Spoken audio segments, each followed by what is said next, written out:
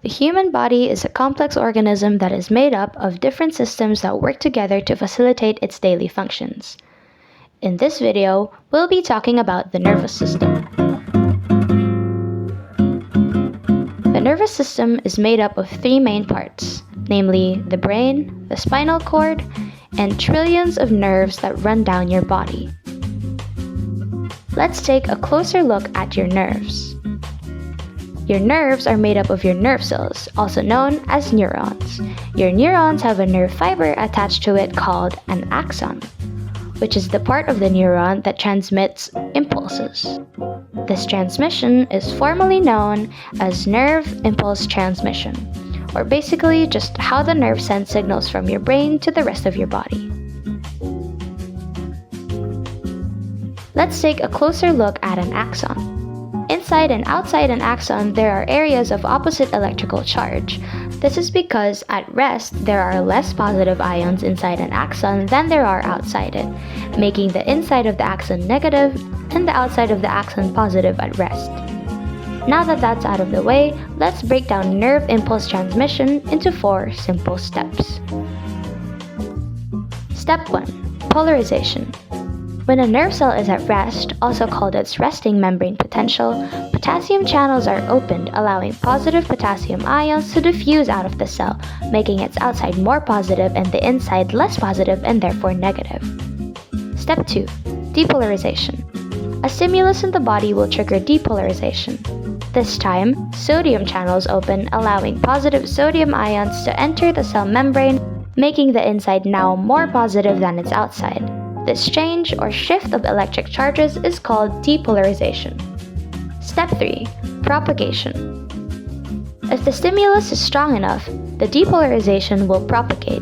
In simple terms, this just means that the electric charge inside and outside the cell membrane will switch all throughout the axon's length.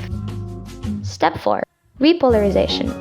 In repolarization, potassium ions once again exit the cell membrane, bringing the electric charges back to its normal state.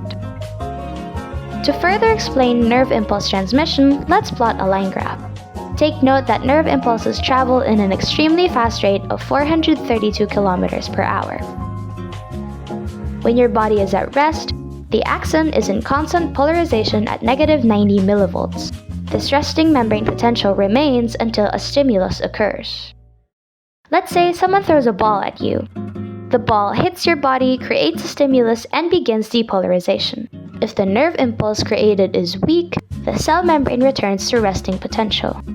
But let's say that the stimulus was strong enough and it surpassed the threshold of negative 65 millivolts. Depolarization will now spike, reaching positive 35 millivolts. This initiates what we call an action potential, which is a wave of electricity that travels down the axon of a neuron. The action potential is now propagated or spread throughout the rest of the cell membrane. Your body responds to the impact of the ball and moves your muscles to try and dodge the ball even though it already hit you. Once the action potential has finished propagating, the cell membrane will gradually repolarize. You now realize you've been hit. You try looking for the culprit, but he already ran away. As your neurons are repolarizing, it hyperpolarizes, reaching negative 100 millivolts. In preparation for the next nerve impulse, electric charges are brought back to its normal state with the help of the sodium-potassium pump. Now you know the ins and outs of nerve impulse transmission. You may have noticed by now that physics happens inside the body. In nerve impulses, there is involvement of voltage and even current, denoted by I. In problem 19.3 found in page 630 of our physics textbook, we are asked to solve for the current in every meter of an axon. Let's answer it together, but just pause the video if you want to solve it by yourself first. The problem states that in every meter of an axon, there is an influx of 560 billion positive sodium ions every 10 milliseconds. We know the charge of positive E to be constant and equal to positive 1.602 times 10 raised to negative 19 coulombs.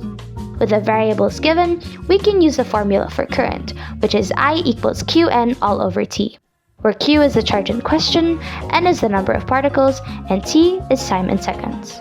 With basic substitution, we can plug the values into a calculator and we get a value of 8.87 times 10 to negative 6 amperes, or approximately 9 microamperes. So, we can conclude that for every meter of an axon where an influx of 560 billion sodium ions per 0.01 second occurs, the current is equivalent to 9 microamperes. Thank you so much for watching, and I hope you learned a lot from my educational video.